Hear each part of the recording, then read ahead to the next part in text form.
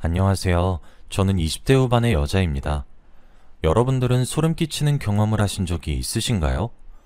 저는 살면서 저만큼 소름 끼치는 경험을 한 사람을 보지 못했습니다. 그 이야기를 하면서 저도 이젠 그 악몽에서 벗어나고 싶어서 이렇게 사연을 쓰게 되었어요. 제 이야기를 들으시고 모든 분들이 항상 경각심을 가지고 사셨으면 좋겠네요. 작년 어느 한 남자로 인해 저희 자매 인생이 송두리째 흔들린 일이 있었습니다. 제게는 한 살 어린 여동생이 한 명 있어요. 나이 터울이 한 살밖에 차이가 나지 않아서 그런 것인지 저와 여동생이 함께 다니면 주위에서 정말 똑같이 생겼다는 이야기를 들어요. 쌍둥이냐는 말을 조금 과장해서 살아오는 내내 들었던 것 같네요. 키도 0.5cm 정도 차이가 날 정도로 비슷하고 체형도 비슷해요. 그리고 진짜 옷을 입는 취향이나 사소한 것부터 먹는 식성까지 정말 똑 닮긴 했습니다. 저랑 동생에게 다른 것이 있다면 머리 길이에요. 저는 항상 긴 생머리를 고수했고 동생은 단발머리만 했었거든요. 머리 길이를 제외하고는 생긴 거나 하는 짓이나 똑 닮았죠. 쌍둥이냐는 질문을 하는 심리가 절로 이해될 정도로 말이에요. 그리고 이건 자랑이라고 봐도 되긴 한데 저랑 제 여동생 둘 다 예쁘장하게 생겼습니다. 날씬한 몸매를 가지기도 했고요. 그래서 저희 자매 둘 다 유명했어요. 저랑 제 동생은 같은 고등학교를 나왔는데 제가 입학하고 그 다음 해에 신입생으로 입학한 동생은 사람들 입에 오르락내리락 거렸죠. 제 동생이고 저와 똑 닮았다는 이유 하나만으로요. 제 여동생도 학교에서 인기가 엄청 많았고 유명한 자매였어요. 그렇게 고등학교 시절을 보냈고 대학에 제가 먼저 입학을 하게 되었는데 심지어 같은 지역의 다른 대학교에 붙어서 제가 먼저 서울로 상경했고 제 뒤를 따라 서울로 상경한 동생과 지금까지도 함께 살고 있습니다. 저희 자매는 아직 아무도 결혼을 하지 않았거든요. 제가 대학에 재학 중이던 시절에 저희 학과에 음침한 대학 동기가 한 명 있었습니다. 키는 무척이나 컸는데 제가 살면서 본 사람 중에 가장 뚱뚱한 사람이었어요.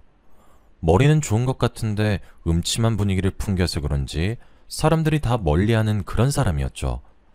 항상 두꺼운 안경을 쓰고 움츠리고 다녔고 매일 같은 옷을 입기도 하고 그래서 냄새도 나고 머리도 잘 감지 않고 그냥 좀 사람들이 멀리하게끔 하는 그런 사람이었거든요. 저와는 정반대인 사람이었어요. 저는 항상 주위에 사람들이 북적였고 밝은 분위기였다면 그런 저와는 완전히 상반되는 분위기를 가진 그런 사람이었죠. 제가 그때 착한 척이 하고 싶었던 것인지 오지랖이라는 병이 도진 거였는지 사람들의 입에 오르락내리락거리며 욕 들어먹고 지내는 게가 불쌍하게 느껴지더라고요. 그래서 조금 챙겨줬습니다. 그런데 그게 정말 그럴 수밖에 없었던 것이 MT처럼 단합을 목표로 1박 2일 이렇게 숙소를 잡아서 자고 오는 행사들이 대학교엔 참 많잖아요. 그런 자리에 그 아이는 매번 출석을 해요.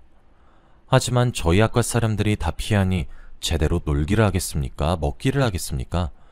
이야기를 나누거나 추억을 쌓거나 그럴 수 없잖아요. 동기들끼리는 새벽 늦게까지도 부어라 마셔라 하며 한창 활기차게 노는데 구석의 벽에 앉아서 멀뚱멀뚱 바라보기만 하거나 아니면 먼저 방에 들어가서 잠을 자버리거나 그렇게 행동하더군요. 그러면서 매번 그런 자리마다 꼭 참여는 합니다.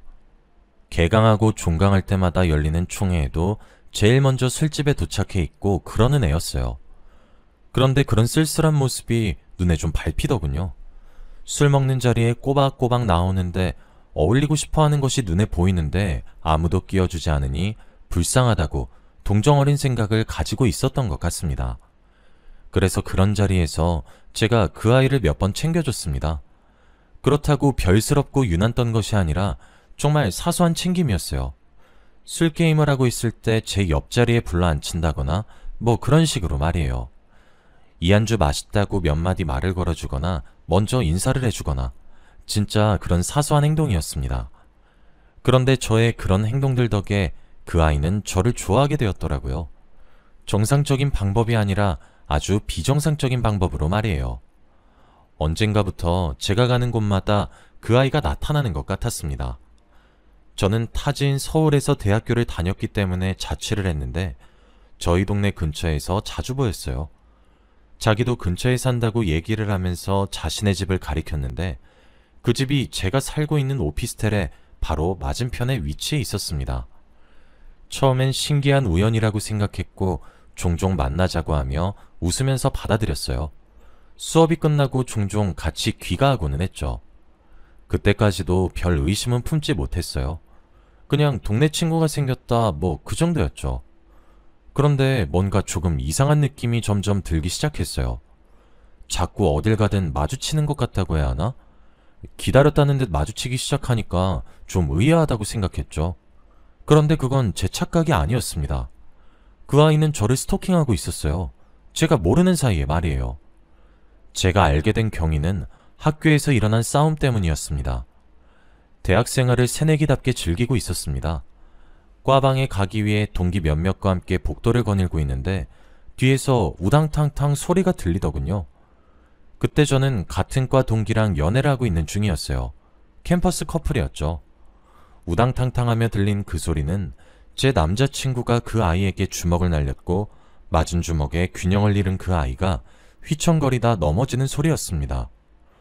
제 남자친구 저희 과에서 제일 잘생겼고 키도 크고 정말 훈훈한 피지컬을 가졌어요. 그 아이보다도 키가 컸죠. 몸집은 그 아이가 더 거구였지만요.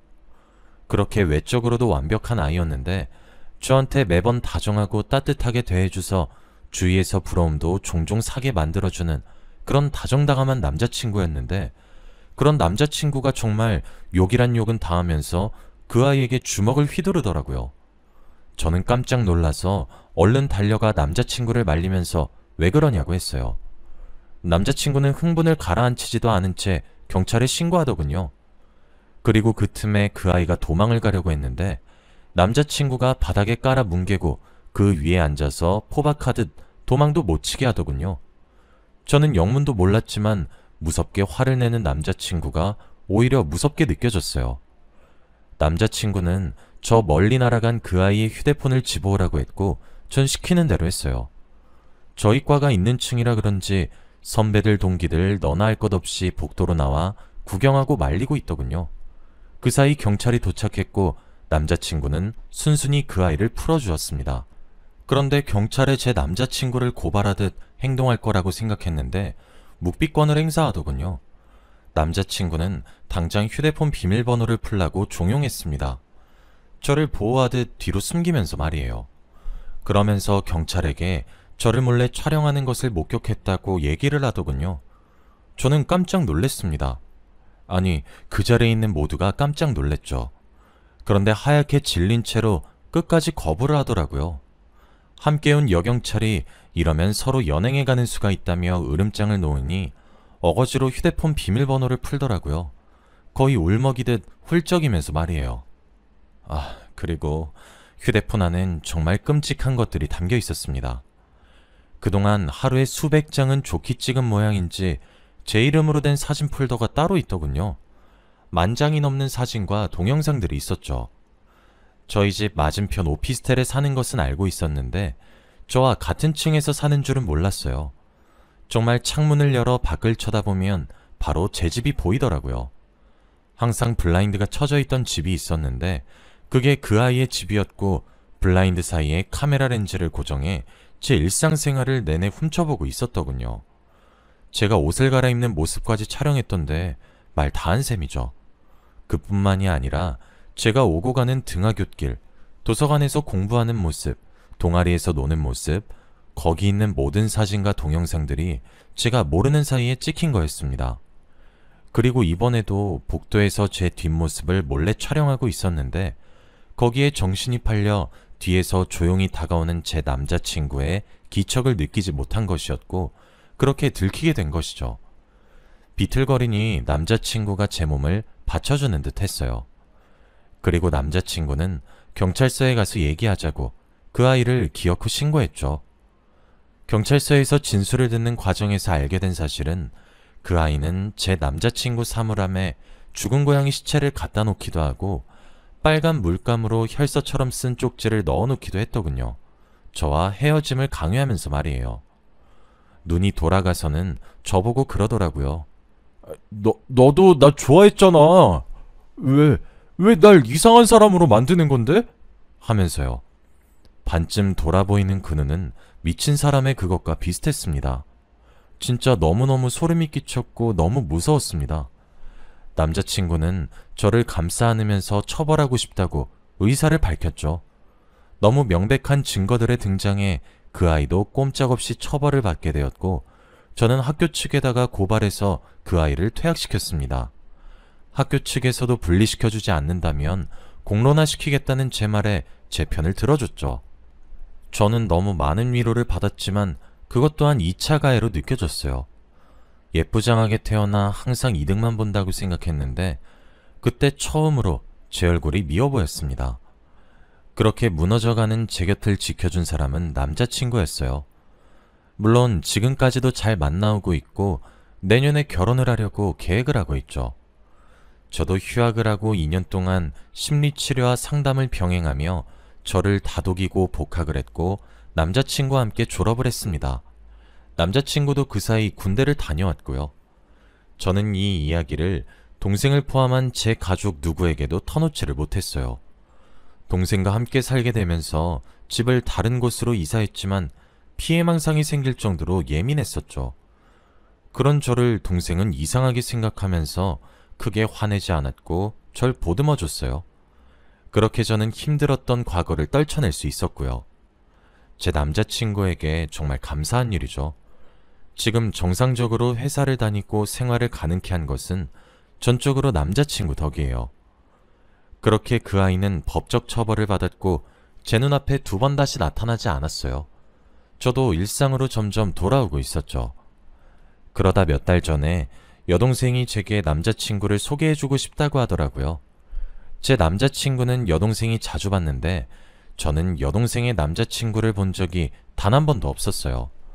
그런데 먼저 소개시켜준다고 하니 너무 기분이 좋았어요. 제 남자친구도 함께 부르려고 했는데 남자친구는 일정이 맞지 않아 저희 셋이서 보기로 했어요. 그렇게 인사를 나누게 된 여동생의 남자친구. 서글서글한 얼굴에 큰 키를 가지고 있었고 직업도 괜찮아 보이더라고요. 그런데 왠지 모르게 정은 안 간다고 해야 하나? 여동생이 너무 좋아 죽으려고 해서 축하는 하겠다만 별로 응원은 하지 않게 되는 그런 사람이더라고요. 어디서 본 것 같기도 한데 저렇게 잘생긴 얼굴을 제가 잊었을 리가 없고 오만 생각이 들더라고요. 이름도 처음 들어보는 이름이었는데 엄청 낯선 느낌은 아니었어요. 통성명을 하고 술자리를 하면서 그 사람이 생각보다 더욱 괜찮은 사람이란 생각을 하게 되었고 제 여동생을 믿고 맡길 수 있겠다 싶었어요. 그렇게 저희 셋은 친해졌습니다. 그날 재밌게 보내고 시간이 몇 달 더 흘렀어요. 제 남자친구도 그날 재밌게 놀았냐며 자기도 소개시켜달라고 여동생한테 말하기도 했죠. 하도 저랑 오랜만에 만나서 제 여동생도 오빠 오빠 하며 잘 따르기도 합니다. 형부 소리는 아직 입에 안 붙는다고 하더라고요. 그렇게 넷이서 만나는 자리가 마련이 되었어요. 그런데 저와의 만남이 유야무야 넘어가서 자신감이 넘쳤던 건지 제 남자친구의 눈까지 속일 수 있다 장담을 한 것인지 그 자리를 만드니 나오더군요. 그리고 제 남자친구는 단번에 제 여동생의 남자친구의 정체를 한눈에 꿰뚫어봤죠. 그놈은 저와 제 남자친구의 동기였던, 그리고 제게 병적으로 집착했던, 그래서 스토킹을 했던 바로 그 새끼였습니다. 법적인 처분을 받고 퇴학을 당했던 그놈은 그 몇 년 동안 전신지방 흡입으로 지방을 걷어내고 운동을 해서 살을 뺐더군요. 원체 키가 원래도 컸던 놈이어서 살만 빼도 잘생겨진 거였어요. 이름도 개명 신청을 해서 전 이름이 연상도 되지 않게 아예 다른 느낌으로 바꿨고 제 동생에게 접근을 한 거였습니다.